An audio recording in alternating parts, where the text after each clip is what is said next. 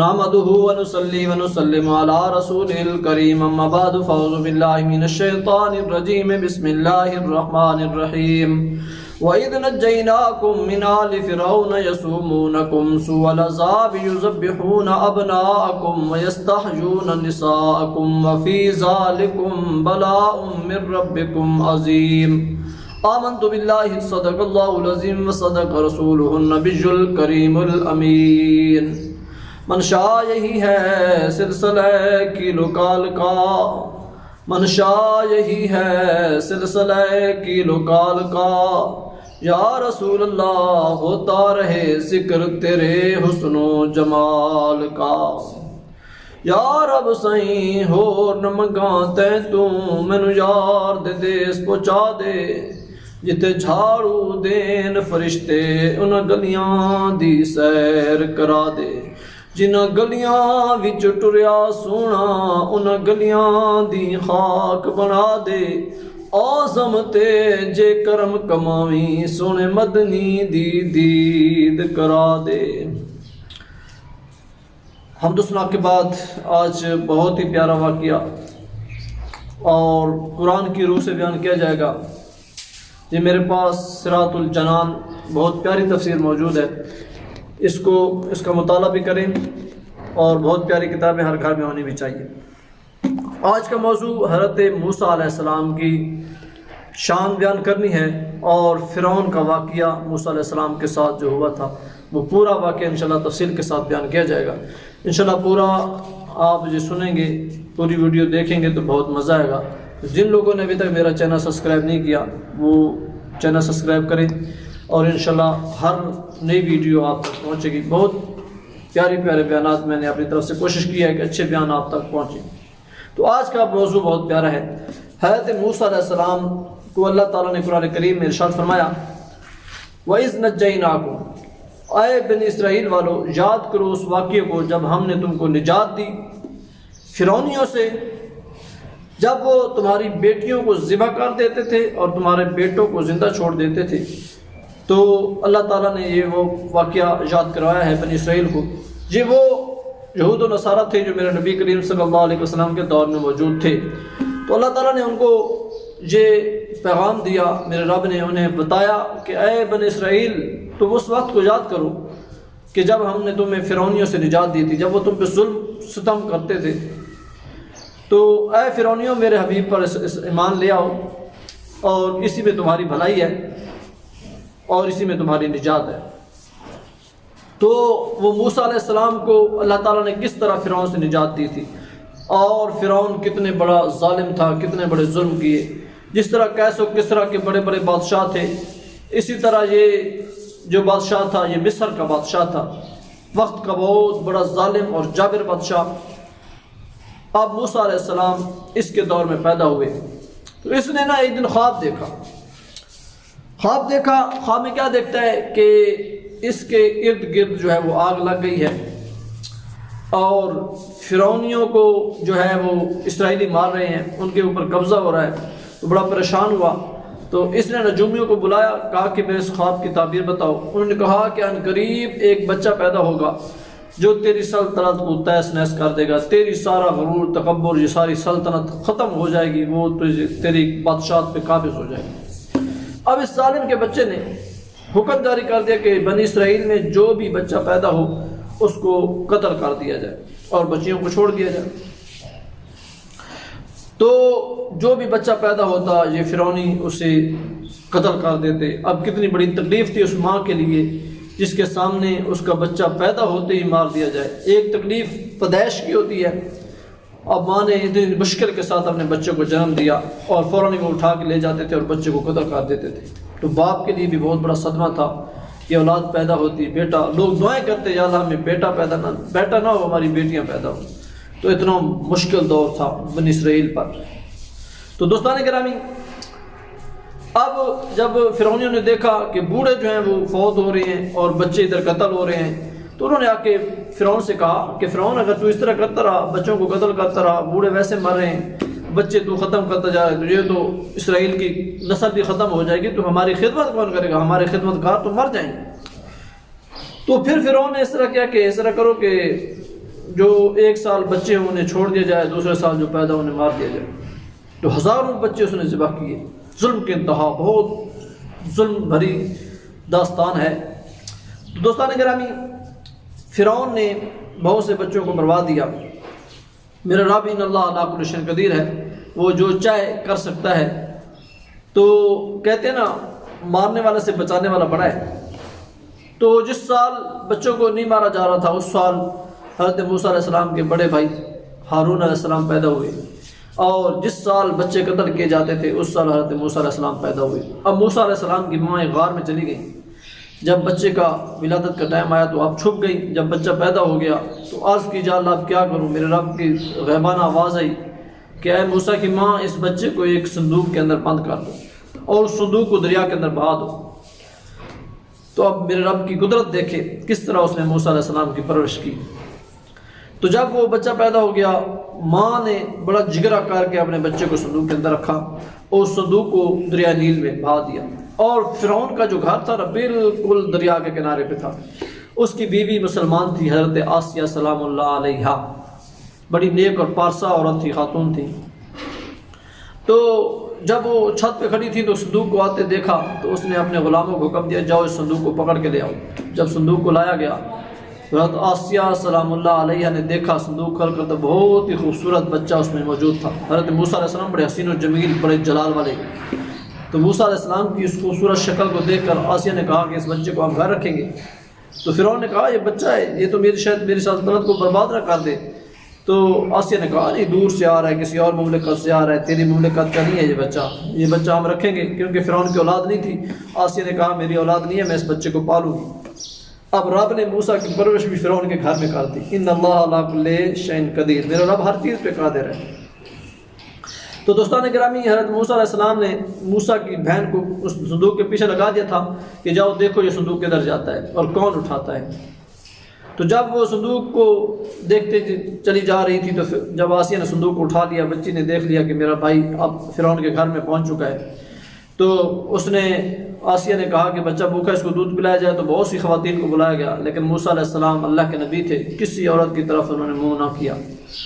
تو کیونکہ رب نے اب ماں اور بیٹے کو ملانا بھی تھا، موسیٰ کی جدائی ماں برداشت نہ کر سکی تھی. تو اللہ تعالیٰ نے پھر ملانے کا سبب کیا بنایا؟ اس بچی نے کہا کہ میں ایک ایسی عورت کو جانتی ہوں کہ جو اس بچے کو دودھ پلائے گی تو یہ بچہ ضرور پیے گا. تو آسیہ نے کہا ٹھیک ہے بیٹا تم جاؤ، فوراً بلا کے لے آؤ. تو وہ دوڑتی ہوئی بچی اپنی ماں کے پاس آئی اور ماں کو بلا کے لے گئی کہ وہ موسیٰ علیہ السلام جو ہے نا وہ فرعون کے گھر میں موجود ہیں اور وہ کسی کا دودھ نہیں پی رہے. تو جب آپ کی والدہ آئیں تو موسیٰ علیہ السلام نے اپنی ماں کا دودھ پیا. تو اس طرح حضرت موسیٰ علیہ السلام نے فرعون کے گھر میں پرورش پانا شروع کر دی. جب کچھ بڑے ہوئے، ایک دن حضرت موسیٰ علیہ السلام نے نا فرعون کی داڑھی سے پکڑ لیا. جب داڑھی سے پکڑا تو فرعون نے کہا آسیہ مجھے لگتا ہے یہی بچہ مجھے قتل کرے گا، اس نے میری داڑھی سے پکڑا ہے، یہ سمجھدار بچہ لگتا ہے مجھے. تو آسیہ نے کہا نادان ہے، یہ چھوٹا سا بچہ ہے، اس کو کیا پتہ اس نے تیری داڑھی سے پکڑ لیا تو اس میں کون سی بات ہے حیرت والی. تو اس نے کہا نہیں یہی بچہ ہے. اس نے کہا ٹھیک ہے ابھی پتہ چل جاتا ہے. آسیہ سلام اللہ علیہ نے انگارے منگائے، ایک تاشت میں اور ایک نگاشت میں سونے کے سکے، دونوں کو سامنے رکھ دیا اور بچے کو چھوڑ دیا کہ اگر یہ سمجھدار ہوا تو سونا اٹھائے گا، اگر نہ سمجھ ہوا تو پھر یہ انگارے اٹھائے گا. موسیٰ علیہ السلام اللہ کے نبی تھے. اب اللہ تعالیٰ نے وحی کر دی موسیٰ انگارے اٹھانے. حضرت موسیٰ علیہ السلام نے انگاروں اٹھایا اور اپنے منہ میں رکھ دیا. آپ کی زبان توتلی تھی، زبان جل گئی، تو پھر توتلی زبان تھی آپ کی. تو یہ بھی اللہ تعالیٰ کی طرف سے ایک آزمائش تھی موسیٰ علیہ السلام پر، کیونکہ اللہ تعالیٰ بچانا چاہے تو بچا سکتا تھا، لیکن آسیہ سلام اللہ علیہ کی عزت میرے رب نے رکھنی تھی. دوستان گرامی، اس طرح حضرت موسیٰ علیہ السلام فرعون کے گھر میں بڑھتے گئے، جوان ہو گئے. تو موسیٰ علیہ السلام کو اللہ تعالیٰ نے فرمایا ٹھیک ہے موسیٰ اب تو ہماری جو ہے وحدانیت کا اعلان کر اور اپنی نبوت کا اعلان کر دے، ان لوگوں کو بتا ان بتوں کی پوجا چھوڑ دو، فرعون کی پوجا چھوڑ دے لوگ. فرعون اپنے آپ کو خدا کہتا تھا اور ظلم کی اتنی انتہا تھی کہ غریبوں سے پتھر کے جو پہاڑ ہوتے ہیں نا، پتھر کھدوا کے لاتا اور ان کی گردنوں پہ وہ پتھر لاد کے لاتے بیچارے، ان کی گردنیں بھی زخمی ہو جاتی تھیں. اور غریبوں سے ٹیکس لیتا تھا، جو کما کے آتے تھے وہ سارا فرعونیوں لے لیتے تھے. یعنی ہر قسم کی ظلم و ستم انہوں نے کیے. اب موسیٰ علیہ السلام نے فرعون سے کہا کہ تو اس وحدہ لا شریک رب کی عبادت کر، یہ تو سب چھوڑ دے، لوگوں کو کہا کہ اس فرعون کو چھوڑ دو، اس رب وحدہ لا شریک کی عبادت کرو، یہ فرعون جھوٹا ہے، یہ بت جھوٹے ہیں، یہ سب کو چھوڑ چھاڑ کے اللہ کی عبادت کرو۔ تو پوری قوم موسیٰ کے خلاف ہو گئی۔ تو فرعون نے ایک دن بڑے بڑے جادوگروں کو بلایا، کہا اے موسیٰ اگر تو اللہ کا نبی ہے تو آؤ ان کا مقابلہ کرو۔ تو وہ جتنے بھی جادوگر تھے انہوں نے زمین پر رسیاں پھینکی، تو وہ رسیاں سانپ بن گئی، جادو کے ذریعے سانپ بن گئی، تو پورے میدان میں سانپ ہی سانپ، لوگ دوڑنے لگے، ادھر ادھر بھاگنے لگے۔ موسیٰ علیہ السلام بھی پریشان ہوئے، عرض کی یا اللہ اب کیا کروں؟ میرے رب نے فرمایا موسیٰ تیرے ہاتھ میں کیا ہے؟ عرض کی یا اللہ ڈنڈا ہے، عصا ہے۔ میرے رب نے فرمایا اس عصا کو زمین پر پھینکو۔ اب موسیٰ علیہ السلام نے وہ عصا ڈنڈا زمین پر پھینکا تو بہت بڑا اژدہا بن گیا۔ ان اللہ علی کل شیء قدیر، رب چاہے تو ڈنڈے کو عصا کو سانپ بنا دے۔ وہ بہت بڑا اژدہا بن گیا، اس نے سارے سانپوں کو نگل لیا۔ اب موسیٰ علیہ السلام پھر پریشان ہے، اب کیا کیا جائے؟ اللہ نے فرمایا موسیٰ اس کی دم سے پکڑو۔ جب سانپ کی اژدہا کی دم سے موسیٰ نے پکڑا تو وہ ڈنڈا بن گیا۔